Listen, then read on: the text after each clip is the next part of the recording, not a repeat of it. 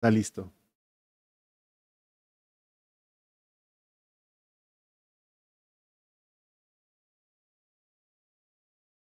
Gozo estar con ustedes, en verdad, platicando con los líderes de la iglesia. Me decían que querían celebrar el aniversario, el tercer aniversario de la iglesia.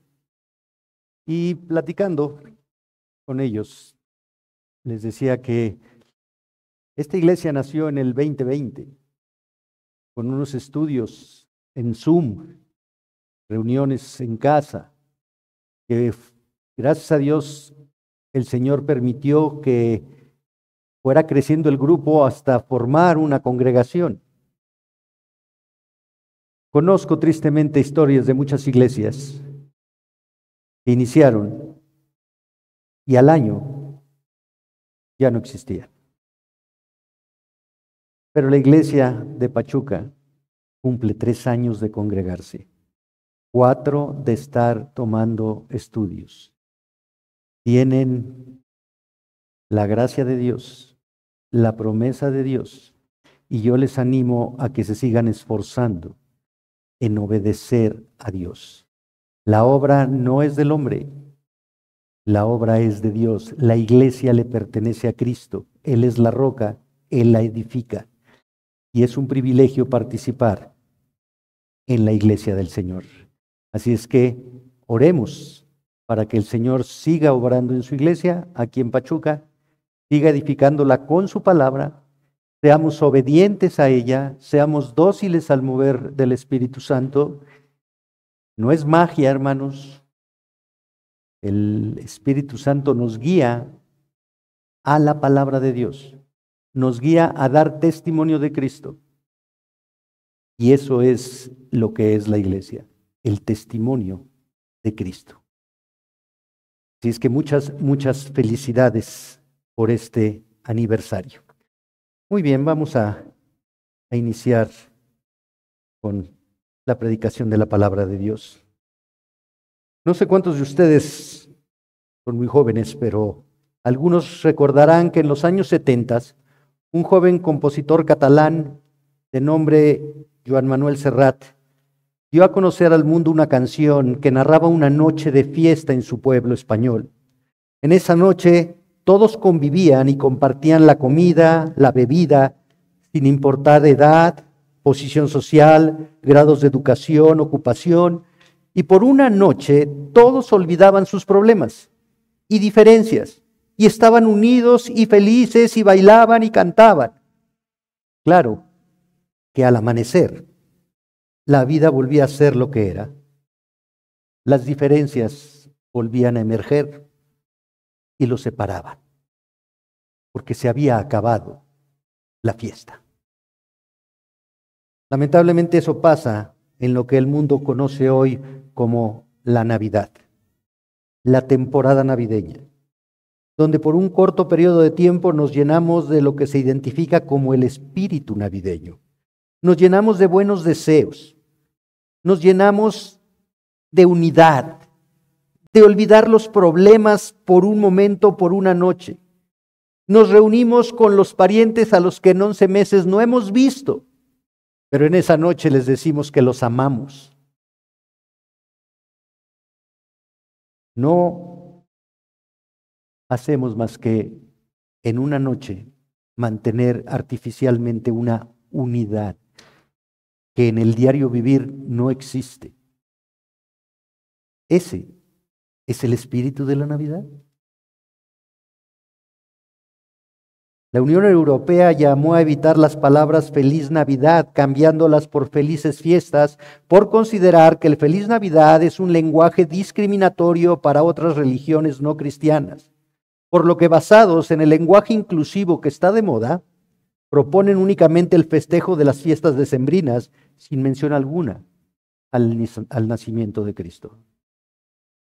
Hoy el mundo identifica el espíritu navideño como un espíritu humanista. Todos nos llevemos bien, haya unidad, perdonémonos, seamos buenos. Le agregamos el espíritu comercial. Los centros comerciales hablan del espíritu navideño para mostrar amor intercambiando regalos. Y el espíritu hedonista del hombre busca el placer por el placer. En esta temporada, comidas, bebidas, reuniones, música, fiesta, el placer y además comprar cosas porque me lo merezco.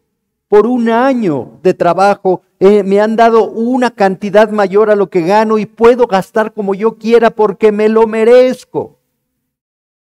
Y es así como el mundo festeja la Navidad. El problema es que aún los cristianos están inmersos en esos espíritus humanistas, comerciales y hedonistas. Pero eso es la Navidad. ¿Para eso vino Cristo? ¿Qué le estamos enseñando a nuestros hijos?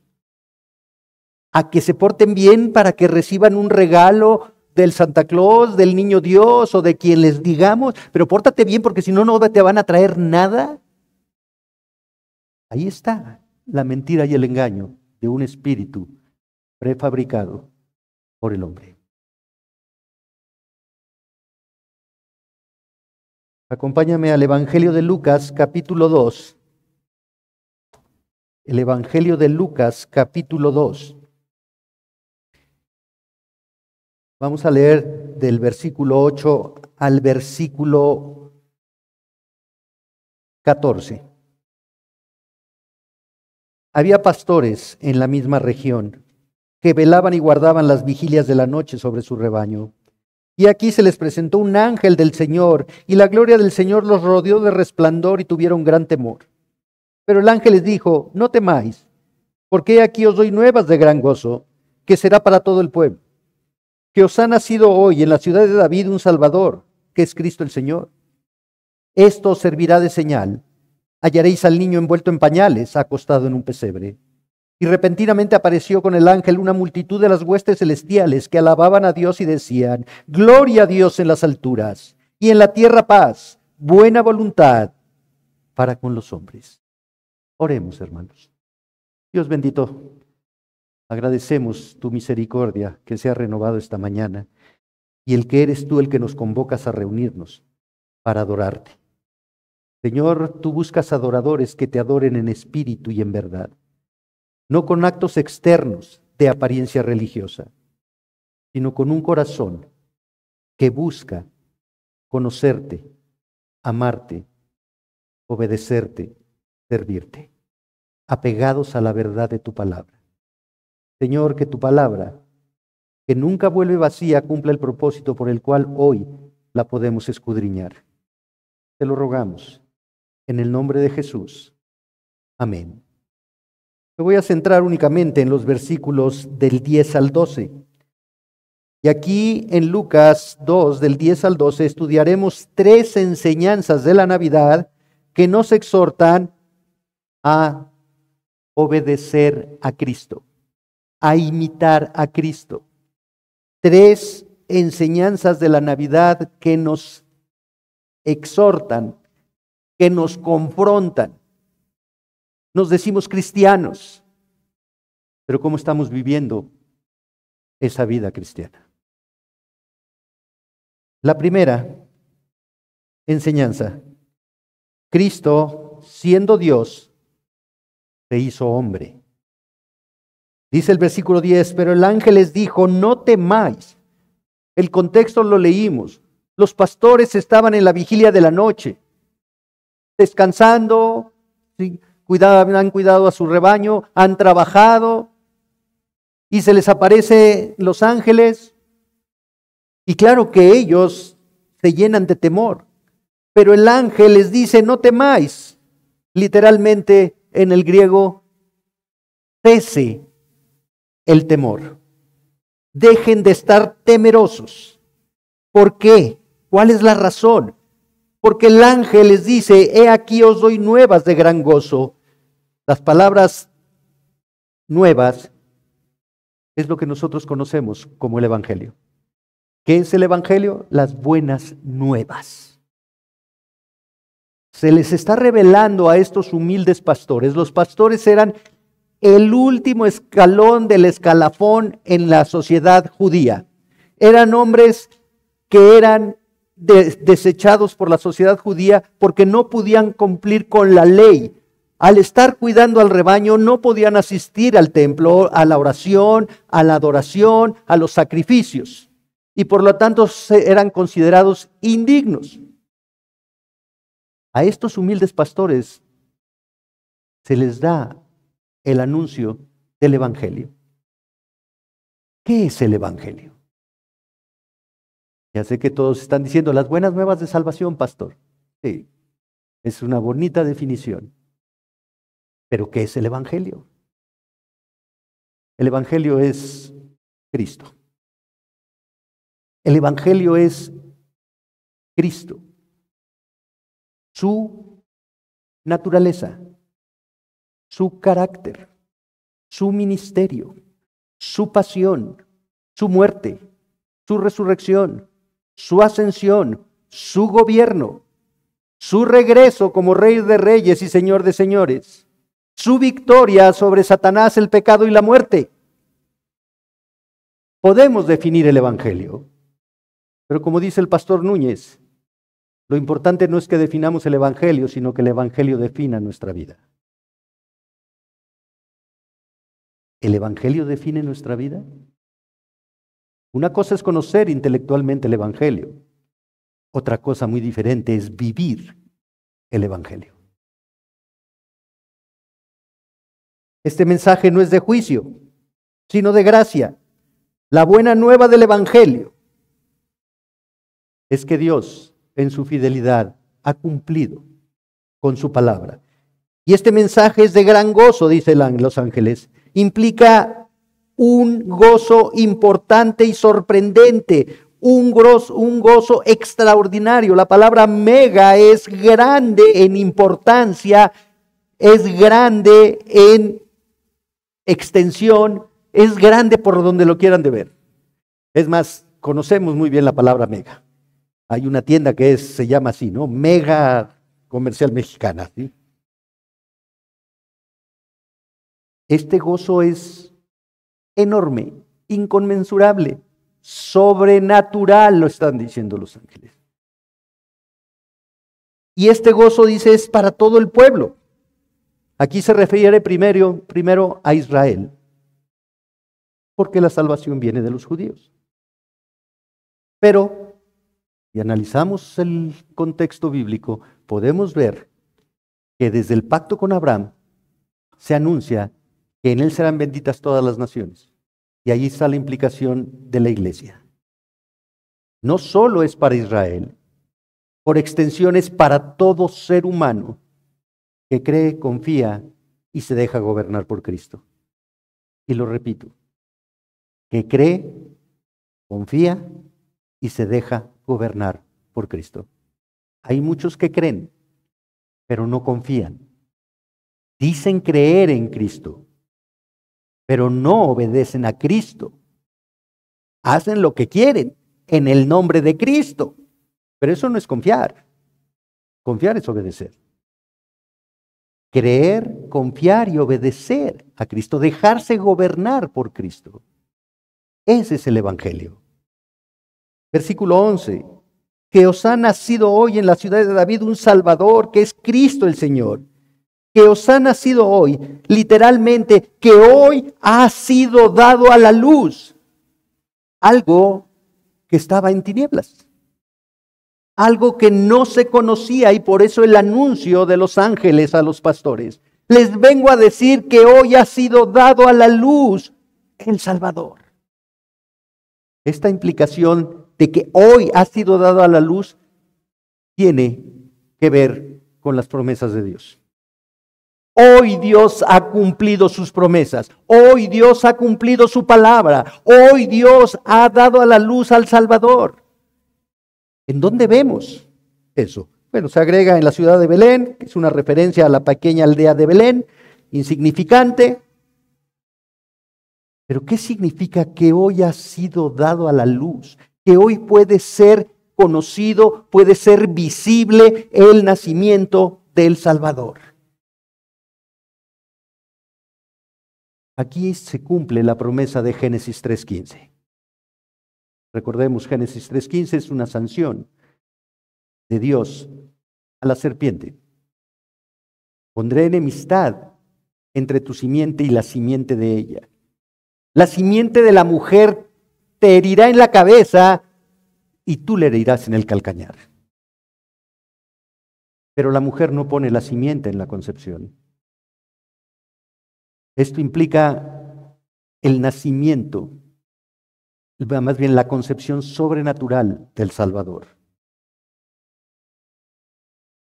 Esta es la promesa que se cumple aquí.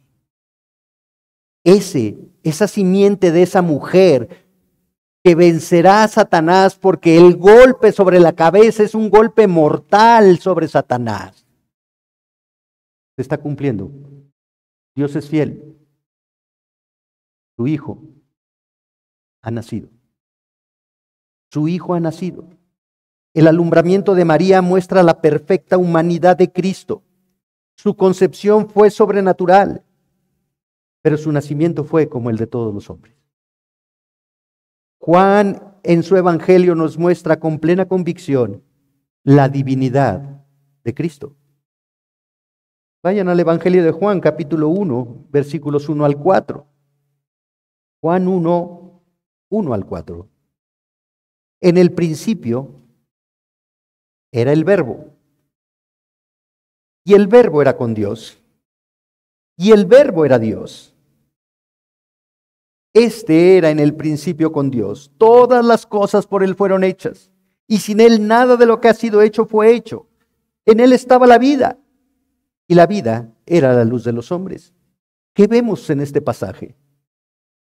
La riqueza de la teología de Dios. ¿Qué vemos en este pasaje? El amor de Dios, la fidelidad de Dios. En este pasaje nos muestra, primero, la eternidad del Verbo. Al establecer su preexistencia, en el principio ya existía el Verbo. Esta palabra en el principio nos remite a Génesis 1:1. En el principio creó Dios todas las cosas. ¿Por qué creó Dios todas las cosas? Porque Dios ya existía. Porque Dios es autoexistente. Porque Dios es eterno. Y aquí está diciendo que el Verbo era antes del principio. Este Verbo es divino. En segundo lugar, vemos la personalidad del Verbo, al afirmar que el Verbo es Dios. El Verbo era Dios, en el griego es literalmente el Verbo es Dios. Tercero, vemos el poder creador del Verbo. Todas las cosas por Él fueron hechas, y sin Él nada de lo que ha sido hecho fue hecho. El único creador es Dios. No hay otro creador. Por lo tanto, este Verbo es divino, porque es creador. Existe antes del principio, literalmente es divino, y es creador. Y cuarto, el origen y poder del Verbo. Él es vida y es dador de vida. El único que da vida es Dios. Y nos dice que este Verbo ha sido revelado. Eso significa que es la luz de los hombres. Entonces vemos características divinas en el Verbo. Pero usted me van a decir, pastor, eso está muy bien, la explicación está muy exegética, pero ¿quién es el Verbo? Bueno, vea al capítulo 14, al versículo 14 de este mismo capítulo 1 de Juan. Y aquel Verbo fue hecho carne y habitó entre nosotros, y vimos su gloria, gloria como del unigénito del Padre, lleno de gracia y de verdad. Aquel Verbo, aquel ser divino, fue hecho carne. ¿Quién es el Verbo? Cristo. Cristo. Cristo es Dios. Cristo se hizo hombre. Filipenses 2, del 5 al 7. Haya pues en vosotros este sentir que hubo también en Cristo Jesús, el cual siendo en forma de Dios, no estimó el ser igual a Dios como cosa que aferrarse, sino que se despojó a sí mismo, tomando forma de siervo hecho semejante a los hombres. Este verbo es Cristo.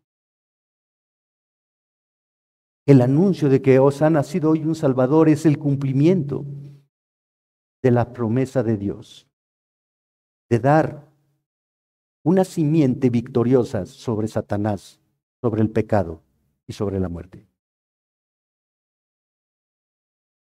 La Navidad significa que Dios, el cual no puede ser contenido por los cielos de los cielos, el Eterno, tomó forma de siervo hecho semejante a los hombres. El Eterno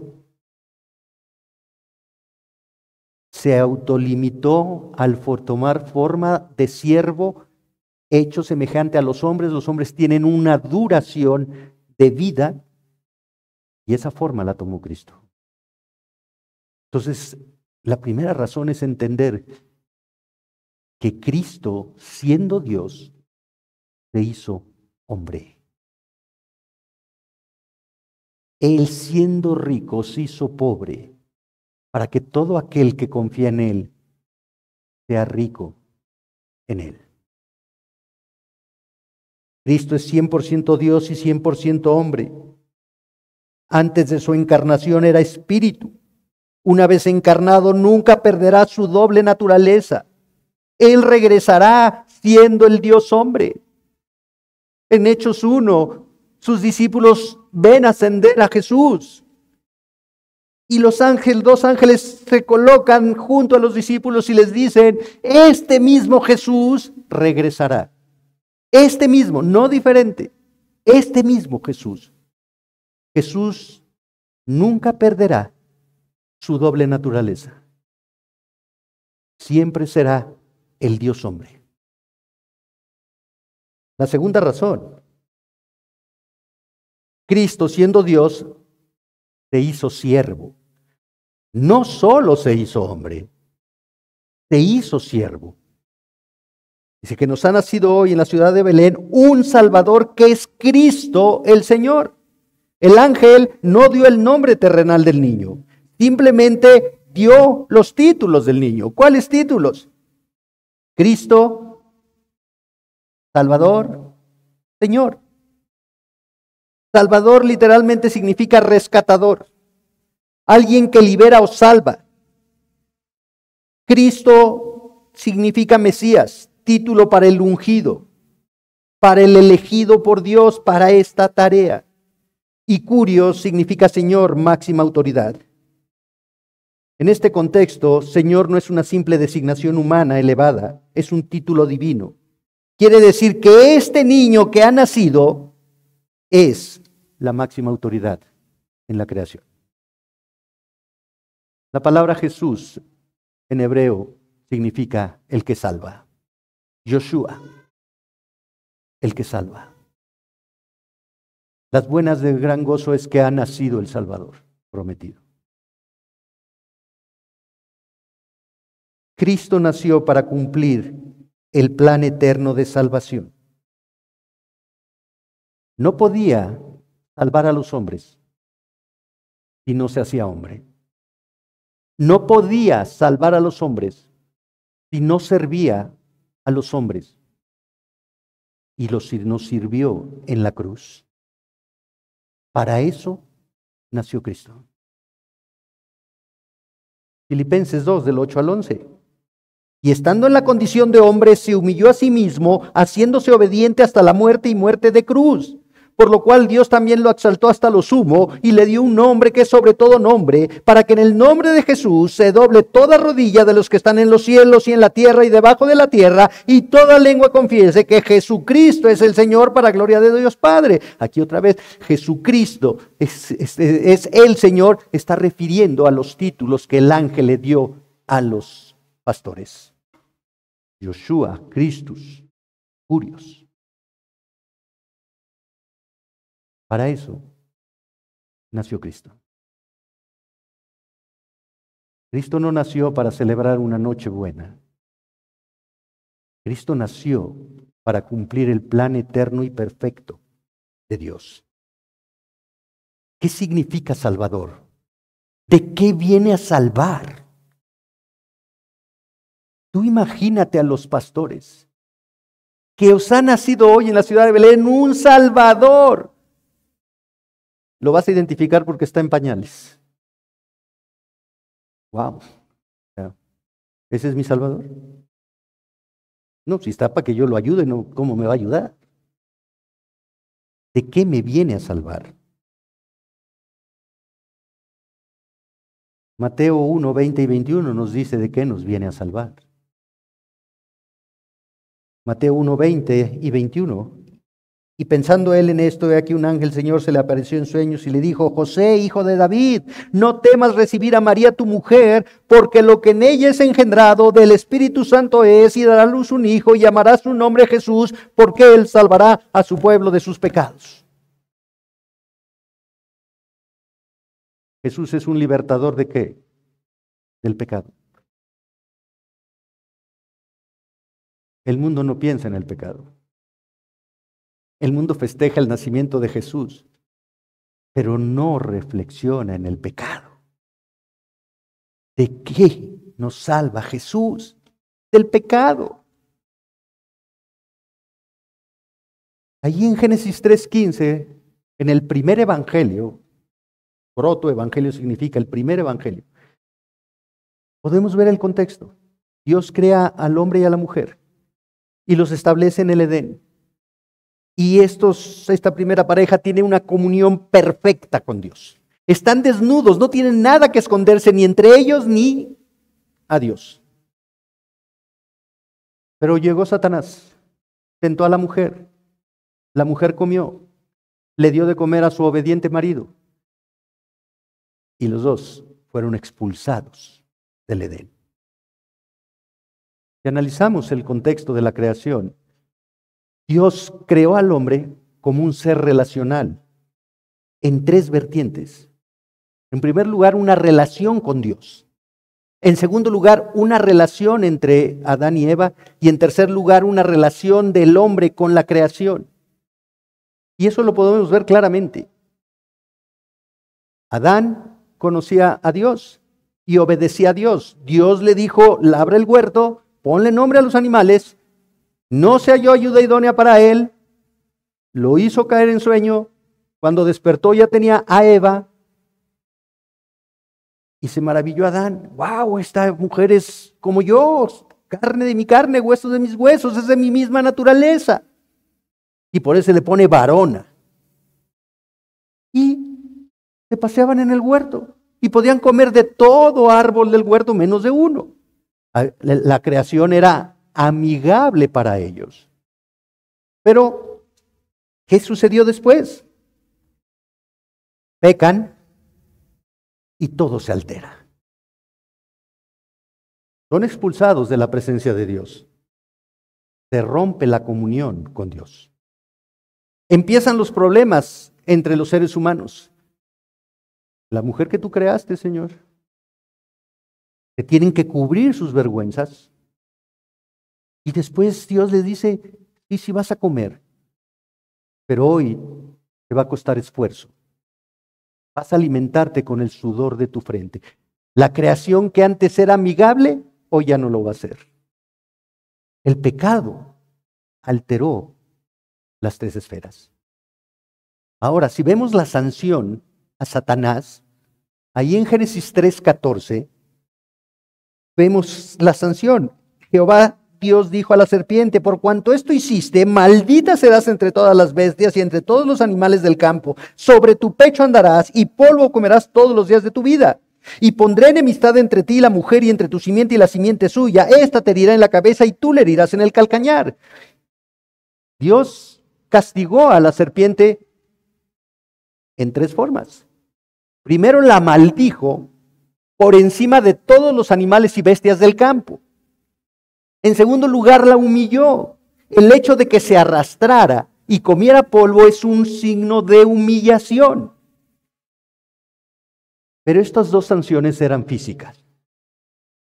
En el versículo 15 vemos la sanción espiritual. Satanás, la serpiente, es el enemigo de Dios. Esta serpiente es la que en Apocalipsis vemos que se le conoce como la serpiente antigua.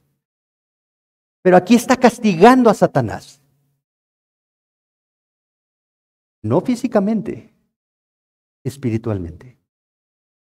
Entonces vemos una enemistad entre la simiente de Satanás y la simiente de la mujer.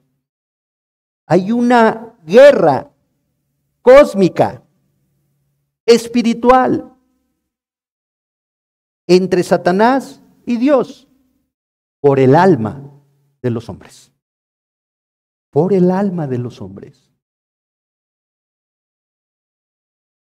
Entonces, vemos que el pecado es espiritual. No tiene nada que ver la situación religiosa, económica, educativa, laboral, matrimonial de los hombres. El pecado es espiritual. Jesús no vino a ser un libertador político. Jesús no vino a ser un libertador económico.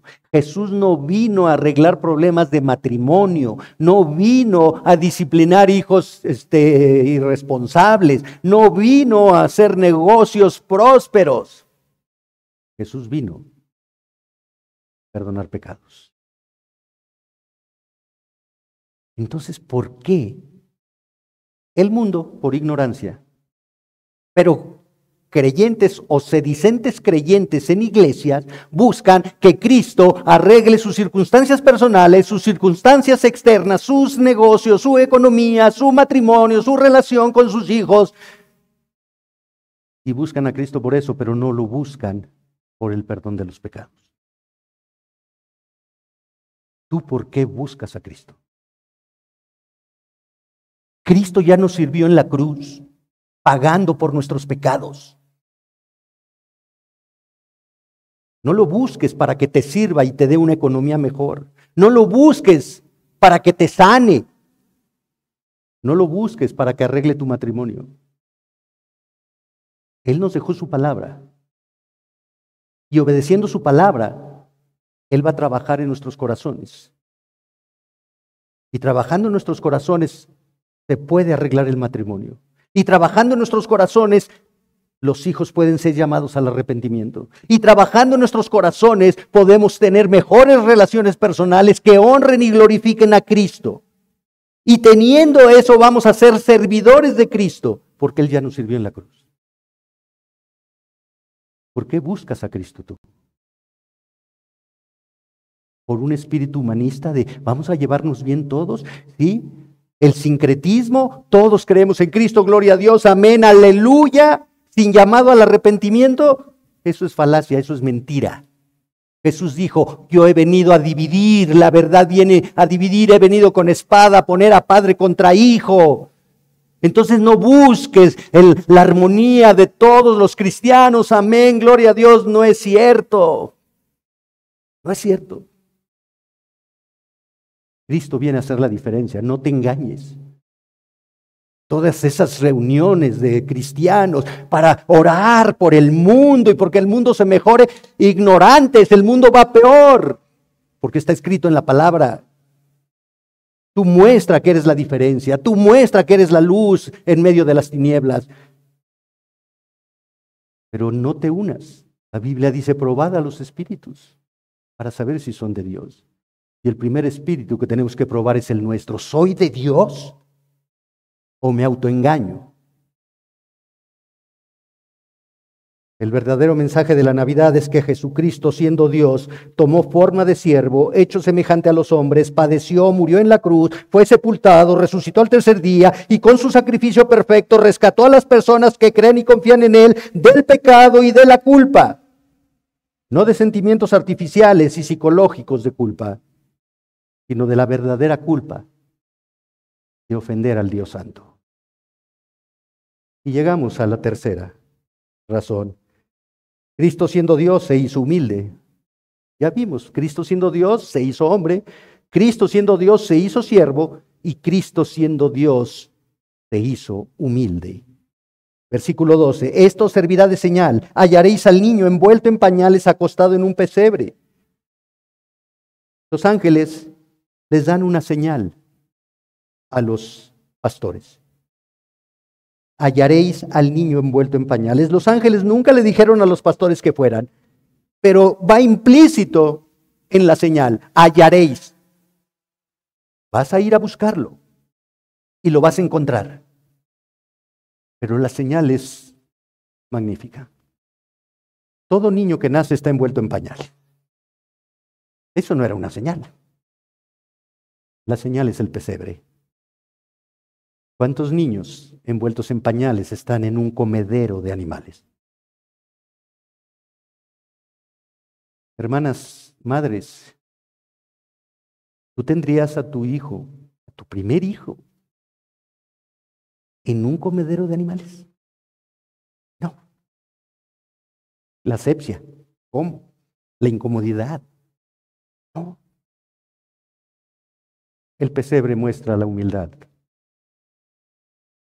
del que siendo Dios se hizo hombre, hizo siervo, para mostrar la característica de su vida y la característica de todo genuino creyente, la humildad.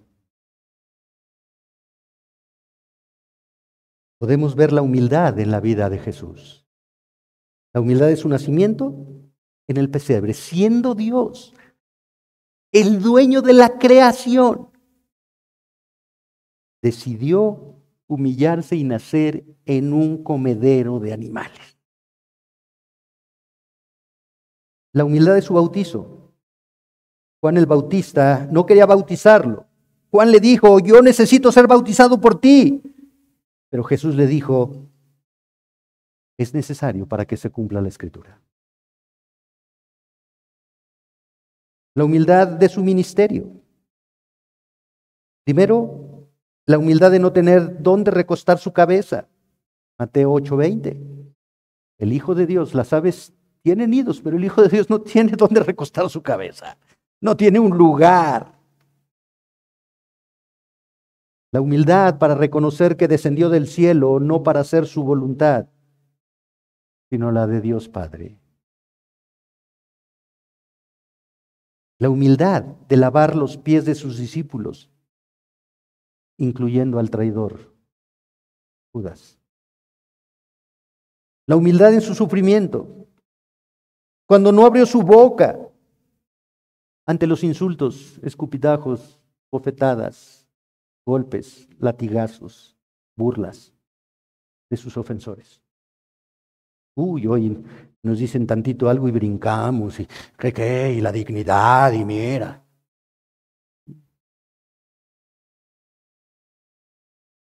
La humildad de ser un siervo dando su vida en la cruz, al clamar a su Padre, perdónalos. No les tomes en cuenta esto. Perdónalos. La humildad en su muerte, al morir como un criminal, sin haber cometido una sola falta. La humildad en su sepultura. No tenían dónde sepultarlo y encontraron una tumba prestada. La humildad de entregar su espíritu en las manos de su Padre. La humildad es el sello de Cristo. La humildad es el sello del cristiano. La humildad es la luz de la iglesia. Solo los humildes celebran la Navidad. María y José celebraron el nacimiento de su hijo. Podemos ver la humildad de María. Después de que el ángel hizo saber que concebiría del Espíritu Santo a Jesús, ella, a pesar de estar comprometida en matrimonio y sin importar el qué dirán de la sociedad, con humildad exclamó, he aquí, la sierva del Señor, hágase conmigo conforme a tu palabra. No importa lo que el mundo diga, yo voy a aceptar la voluntad de Dios.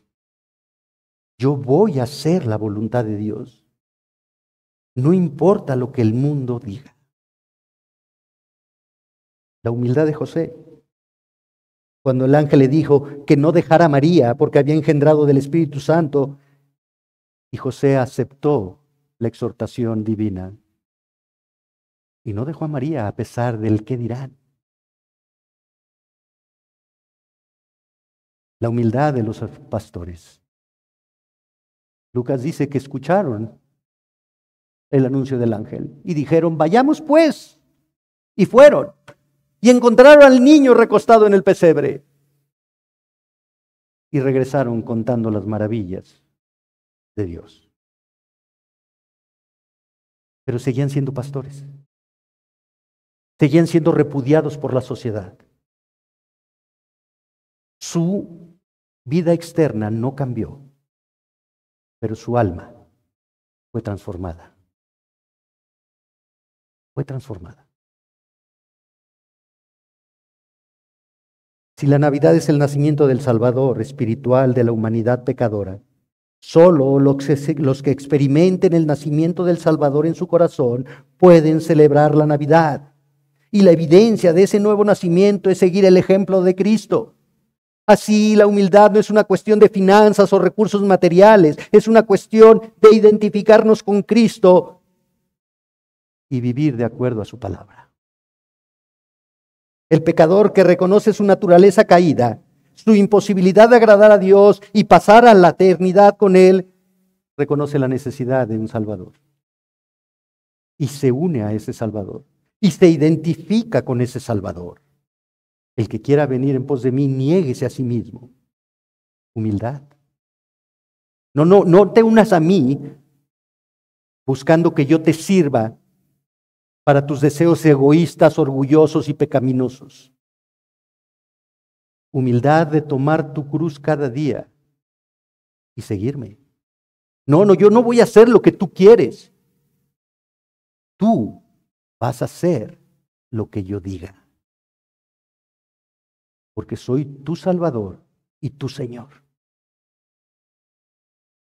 El llamado a la salvación es un llamado a la humildad, pues implica confiar en Cristo como el que guía mi vida y gobierna mis pensamientos, mis emociones, mi voluntad.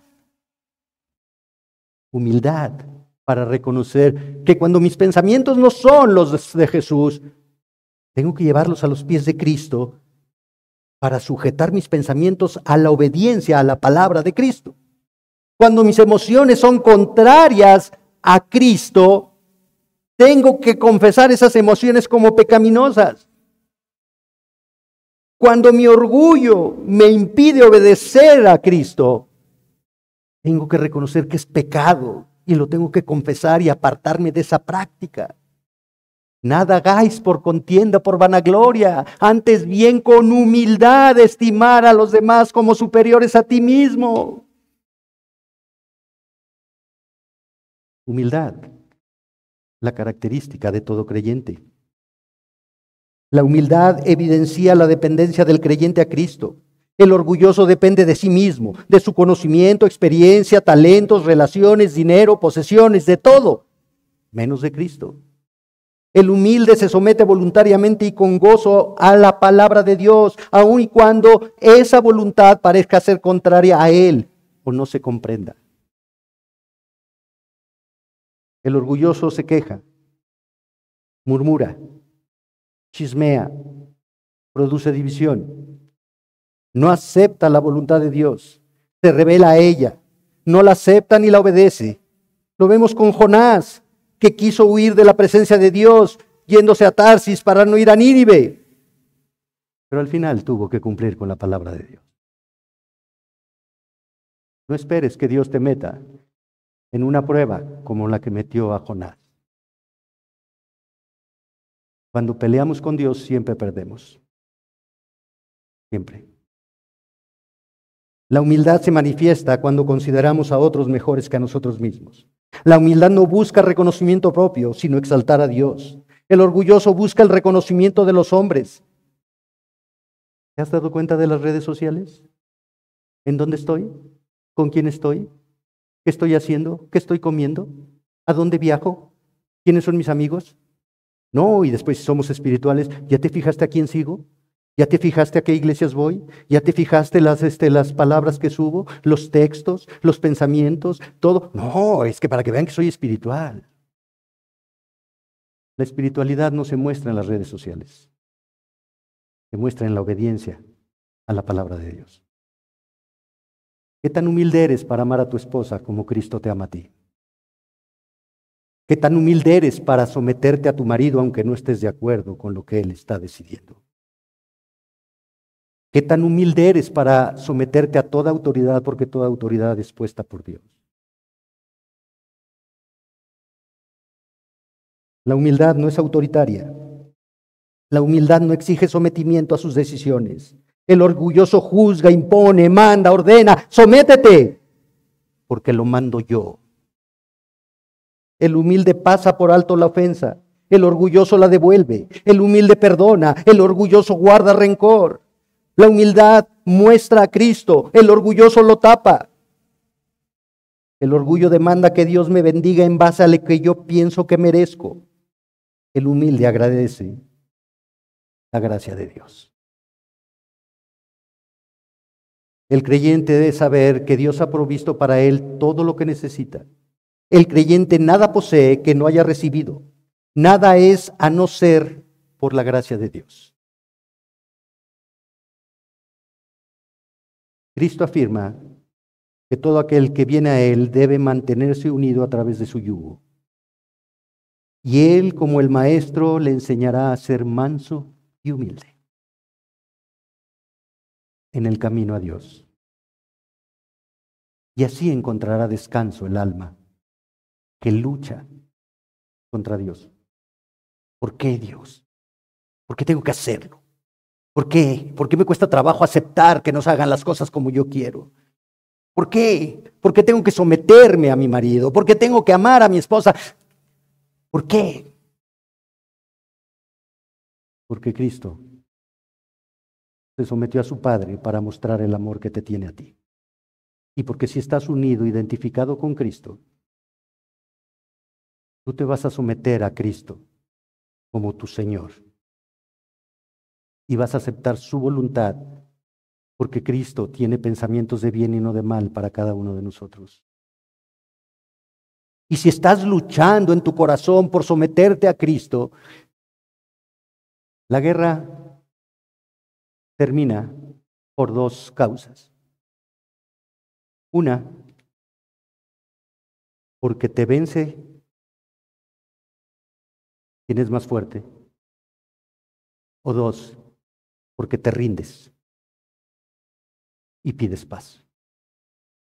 ¿Crees ser más fuerte que Dios? Mejor ríndete y pide paz. Señor, perdóname. No he hecho las cosas como tú mandas. Señor, límpiame. Enséñame. Fortaléceme. Capacítame. Así, la Navidad no es una época. La Navidad no es una noche. La Navidad no es una temporada. La Navidad es un estilo de vida que muestra todo aquel que está unido a Cristo. Porque el verdadero espíritu de la Navidad es la humildad. Dios resiste a los soberbios, pero llena de gracia. Sostiene con su gracia, dirige con su gracia y bendice con su gracia a los humildes. Celebremos la Navidad, pero no el 24 en la noche. La Navidad significa nacimiento. Si Cristo ha nacido en tu corazón, todos los días celebras la Navidad. Todos los días tenemos que mostrar que Cristo vive en nosotros. Esa es la verdadera Navidad. Oremos, hermanos. Señor bendito, te alabamos, te bendecimos y te damos gracias por el ejemplo de humildad que vemos en ti. Tú siendo Dios, inconmensurable, incontenible, te hiciste hombre, te limitaste, padeciste, fuiste tentado, pero sin pecado. En todo mostraste humildad, dependencia de Dios, conducido por el Espíritu Santo para hacer la voluntad de Dios. Y tú nos das ejemplo de humildad, de amor, de servicio. Perdónanos por nuestro orgullo y nuestra soberbia. Perdónanos por no someternos a tu autoridad, a tu amor, a tu justicia, a tu misericordia. Perdónanos cuando no perdonamos a quien nos ha ofendido, a pesar de que pedimos perdón a ti, porque te hemos ofendido y tú nos perdonas. Padre, tú estableciste a tu iglesia para hacer luz en medio de un mundo que está en tinieblas. Que cada uno de tus hijos podamos reflejar esa luz, podamos mostrar la diferencia que Cristo es y hace en un corazón que con agrado te ama, te sirve y te exalta. Es en Cristo que te pedimos esto, Señor. Amén. Gracias, hermanos. Que el Señor nos bendiga con su palabra.